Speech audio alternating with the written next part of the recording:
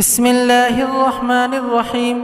وعن ابن عباس رضي الله تعالى عنهما قال إن وفد عبد القيس لما أتوا النبي صلى الله عليه وسلم قال رسول الله صلى الله عليه وسلم من القوم أو من الوفد؟ قالوا ربيعة. قال مرحبا بالقوم أو بالوفد خير خزايا ولا نداما. قالوا يا رسول الله إنا لا نستطيع أن نأتيك إلا في الشهر الحرام وبيننا وبينك هذا الحي من الكفار مضرا، فمرنا بأمر فصل نخبر به من وراءنا وندخل به الجنة. وسألوه عن الأشربة فأمرهم بأربع ونهاهم عن أربع. أمرهم بالإيمان بالله وحده. قال أتدرون ما الإيمان بالله وحده؟ قالوا الله ورسوله أعلم. قال شهادة أن لا إله إلا الله وأن محمدا رسول الله وإقام الصلاة وإيتاء الزكاة وصيام رمضان وأن تؤتوا من المغنم الخمس. ونهاهم عن أربع عن الحنتم والدباء والنقير والمزفة. وقال احفظوهن واخبروا بهن من وراءكم. متفق عليه ولفظه للبخاري.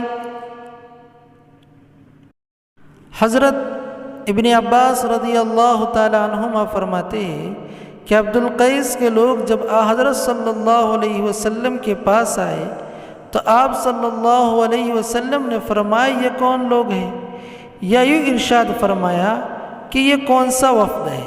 انہوں نے کہا ربیعہ کے لوگ ہیں۔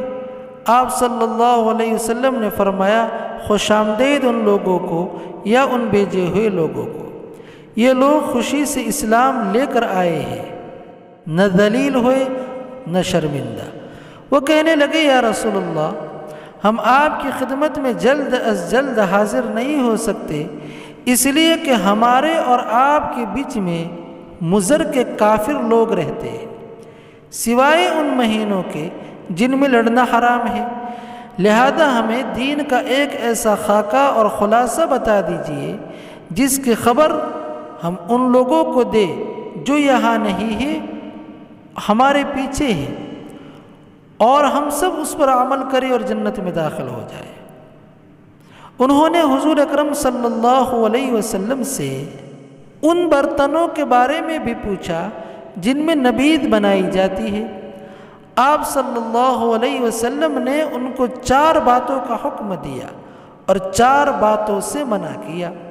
صرف اللہ پر ایمان لانے کا حکم دیا اور فرمایا جانتے بھی ہو اللہ تبارک و تعالیٰ پر ایمان لانا کس طرح ہوتا ہے؟ انہوں نے عرض کیا اللہ اس کے رسول زیادہ جانتے ہیں۔ فرمایا کہ اس بات کی گواہی دو کہ عبادت کے لائق کوئی نہیں مگر ایک اللہ تعالیٰ کی ذات، اور یہ کہ محمد صلی اللہ علیہ وسلم اس کے پیغمبر ہیں، نماز کو قائم کرنا، زکوٰۃ دینا اور رمضان کے روزے رکھنا، اور یہ کہ تم مال غنیمت کا 5واں حصہ دو۔ اور حضور اکرم صلی اللہ علیہ وسلم نے ان کو حنتم اور دبہ اور نقیر اور مزفت یہ خاص قسم کے برتن ہیں ان کو استعمال کرنے سے روکا اور فرمایا ان باتوں کو یاد رکھ لو، اور جو تمہاری طرف مسلمان رہتے ہیں جو تمہارے پیچھے ہیں ان کو ان باتوں کی خبر دے دو۔ یہ حدیث متفق علیہ ہے اور اس کے الفاظ امام بخاری کے ہیں۔ خلاصہ حدیث سے مبارکہ سے ایک بات سمجھ میں آئی، بات یہ ہے کہ دخول جنت کے لیے فرائض پر عمل کرنا کافی ہے، کہ فرائض پر عمل کرے گا تو آدمی جنت میں داخل ہو جائے گا۔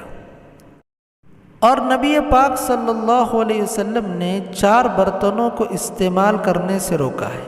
یہ خاص قسم کے برتن ہیں جو صحابہ کے وقت کے اندر شراب بنانے کے لیے استعمال ہوتے تھے، لیکن جب شراب کی حرمت آ گئی تو حضور اکرم صلی اللہ علیہ وسلم نے ان برتنوں کو استعمال سے بھی صحابہ کو روک دیا تاکہ ان کے دلوں میں قباحت آ جائے۔